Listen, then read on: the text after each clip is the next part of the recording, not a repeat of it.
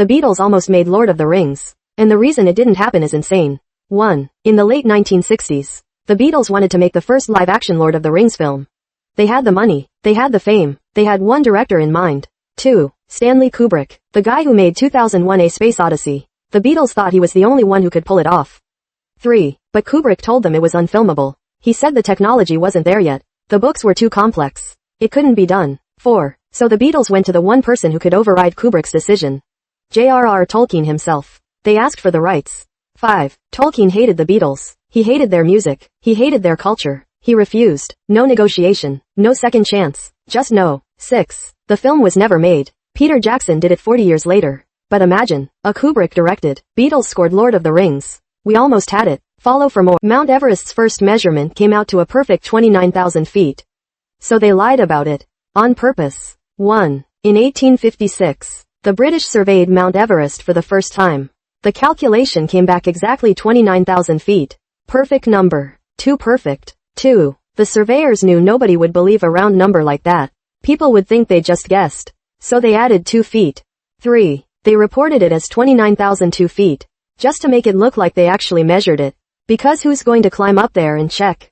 4. Nobody did check for 70 years. The real height was eventually found to be 29,032 feet. The original 29,000 was almost exactly right. 5. The 2 extra feet were a lie to make people trust the truth. Sometimes the truth needs a little push to be believed. Follow for more. Fight Club. One of the most iconic movies ever. It was born because the author got beat up on a camping trip. Chuck Palahniuk went on a camping trip. Some campers were playing loud music. He asked them to turn it down. They beat him up. He went back to work bruised and swollen. His co-workers didn't ask what happened. They just avoided him. Nobody cared enough to ask. That silence stuck with him. He started writing about a man so invisible that nobody notices when he disappears. That became Fight Club. A man so numb he creates pain just to feel something. Born from real pain that nobody acknowledged. The movie came out in 1999. It flopped at the box office. Then it became a cult classic. Follow for more. Great Isaac Newton. The greatest scientist who ever lived. He spent most of his time on the Bible. Not science. We remember Newton for gravity, calculus, and light. But here's what most people don't know. Only a fraction of his written output was about science and math. The majority, 60% of everything he wrote, was about biblical prophecy and alchemy. He wrote more about the end of the world than he did about physics. He spent decades trying to decode the Bible. He believed scripture held hidden truths that science couldn't touch. The man who discovered the laws of the universe believed the universe had a designer. And he spent his life trying to prove it. We only remember the science because the religion embarrassed people. The most powerful conservative media owner in the world started out as a radical socialist. Rupert Murdoch, the man behind Fox News, had a very different past at Oxford University. His nickname was Red Rupert. He was a committed socialist. He had a bust of Lenin in his room. He was president of the Oxford University Labour Club. The man who would build the conservative media empire started as a left-wing activist. People change. Or maybe they just find better opportunities. Either way, the next time someone tells you their political views are permanent, remember Red Rupert, the man who went from Lenin to Fox News.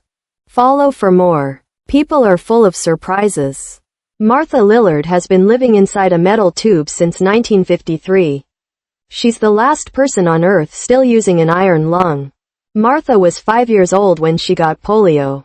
The disease paralyzed her diaphragm. She couldn't breathe on her own. The only thing keeping her alive was an iron lung.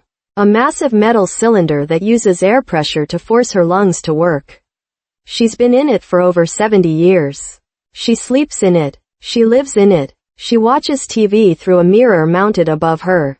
Every few hours, she has to manually pump the machine to keep breathing. There are no replacement parts anymore. She builds them herself. Germany had the brightest nuclear physicists in the world. They never seriously considered building a nuclear weapon. And they were stunned when America did. During World War II, Germany had some of the best scientists on Earth. Werner Heisenberg, the man who literally wrote the rules of quantum mechanics. They were working on nuclear research. But they never seriously pursued building a bomb. They doubted it was even possible. When America dropped the bomb on Hiroshima, the German scientists were stunned. They were being secretly monitored under house arrest. Their reaction was recorded. They couldn't believe it worked. The country that invented the computer that landed humans on the moon had software so complex it was woven by hand into copper wire. In 1969, NASA needed software for the Apollo guidance computer. There was no way to mass produce it. The code had to be physically woven into copper ropes by skilled textile workers. They used a technique called core rope memory. Women who had been weaving fabrics their entire lives were now weaving the code that would navigate spacecraft. The manufacturing process was so tedious it was nicknamed LOL memory. Little old lady memory. The software was never updated. It was never patched. It worked perfectly the first time. We landed on the moon with code woven by grandmothers. Follow for more. In 1999, a Texas supermarket suddenly closed. The owners walked away. They left everything inside. For months, the owners didn't just close the store. They abandoned it. All the food stayed on the shelves. Perishable items started rotting in the Texas summer heat. The smell was so bad it spread to neighboring buildings. People complained. Health officials got involved. The building was eventually declared a biohazard. A hazmat team was brought in.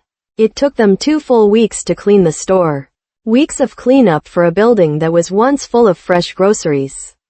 Nobody knows why the owners left.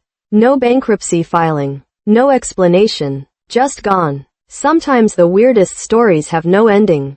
Follow for more. The